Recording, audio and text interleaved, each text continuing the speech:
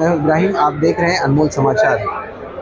कुछ ही दिन पहले प्रताप सरनाईक जी ने प्रेस कॉन्फ्रेंस करके ये बताया था कि जो मशान भूमि होगी वो कैसी होगी। कब्रिस्तान मुस्लिमों के लिए, हिंदू भाइयों के लिए, एनिमल्स के लिए इको फ्रेंडली रहेगा, जिसमें लकड़ियों का इस्तेमाल नहीं होगा। पर वहाँ के लोगों का विरोध देखने के बाद में आज की मांग की है कि इसे रद्द कर दिया जाए, क्योंकि वहाँ के लोगों को वो चीज़ नहीं चाहिए।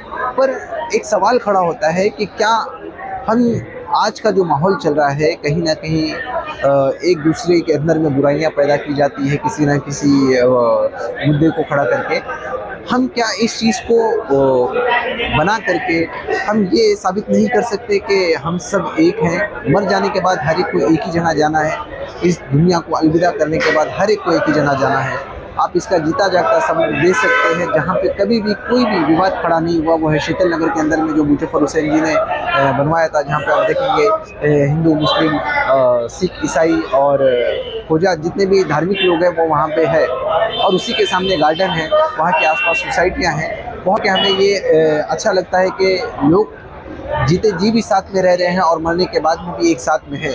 शायद हम ऐसा मैसेज दे सकते थे, पर कुछ नहीं। वहाँ के लोगों का ये विरोध था, जिसे प्रताप सरनाईक जी ने कमिश्नर साहब को दे करके ये अपील की है कि इसे जल्द से जल्द माना जाए, क्योंकि वहाँ लोगों को ये चीज़ नहीं चाहिए, इसलिए इसकी अपील की है।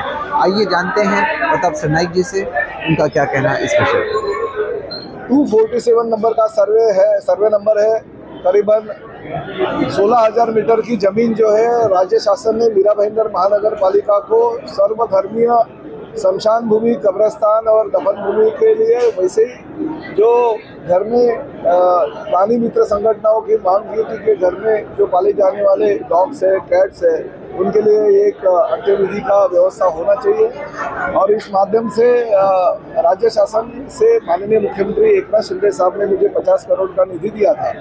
उस निधि में से 15 करोड़ रुपए मैंने इस दफन भूमि और कब्रिस्तान और स्मशान भूमि यानी स्मृति उद्यान के लिए दिया था।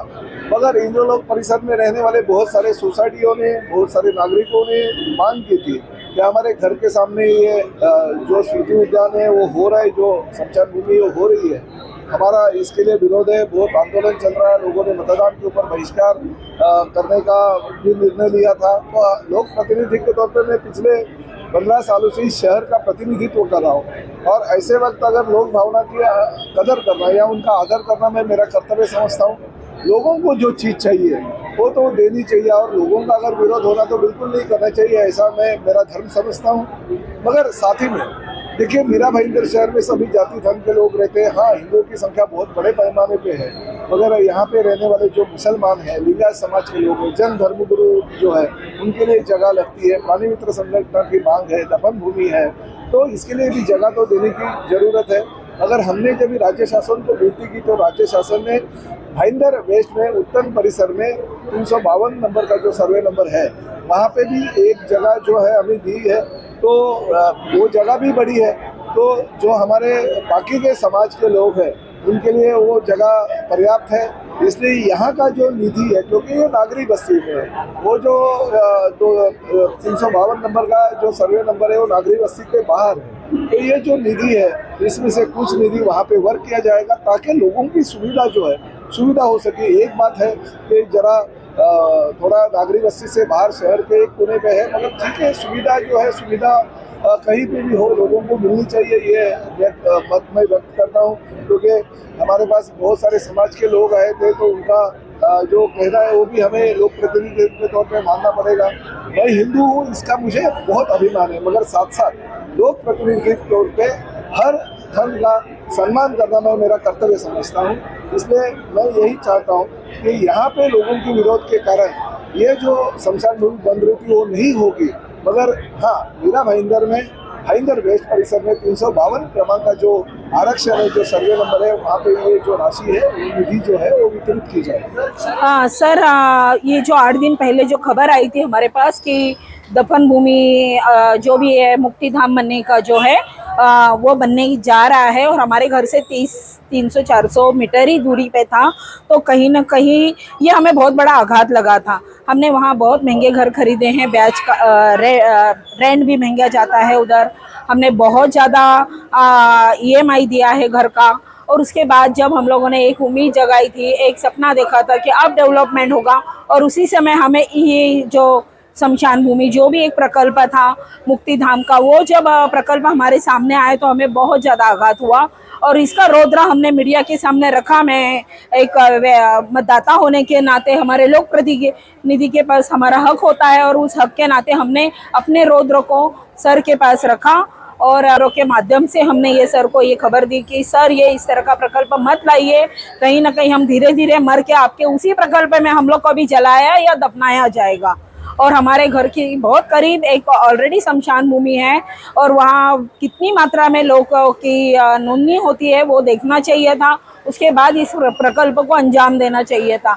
ये मीटिंग में कहीं ना कहीं राजनीतिक रंग भी खेला गया, मैं इसे नकारूंगी नहीं। और उस रंग में हम लोग हाँ नहीं करते करते जैसे ही दूसरे दिन जब दबंग न्यूज़ की खबर आई और हमें पता चला प्रताप सरनाईक जी ने उनसे ये बात की कि नहीं, मैं यदि लोक प्रतिनिधि हूँ और जनता की बात मैं समझता हूँ, सुनता हूँ, तो यदि उनका निवेदन आता है इस तरह का कुछ भी, तो मैं ज़रूर उस निवेदन पे गंभीरता से सोचूंगा और उसको मैं रद्द करने की कोशिश करूंगा। पर वाकई में एक प्रोटोकॉल होता है, वो हमें फॉलो करना पड़ता है। गवर्नमेंट का भी एक प्रोटोकॉल होता है और हमारा भी है कि जो हमने 3 बार आमदार नियुक्त करके दिए। आपको पता है हमारा ओला माजीवाड़ा या मीरा भाईंदर में कोई भी आमदार दोबारा आमदार नहीं बन पाया है।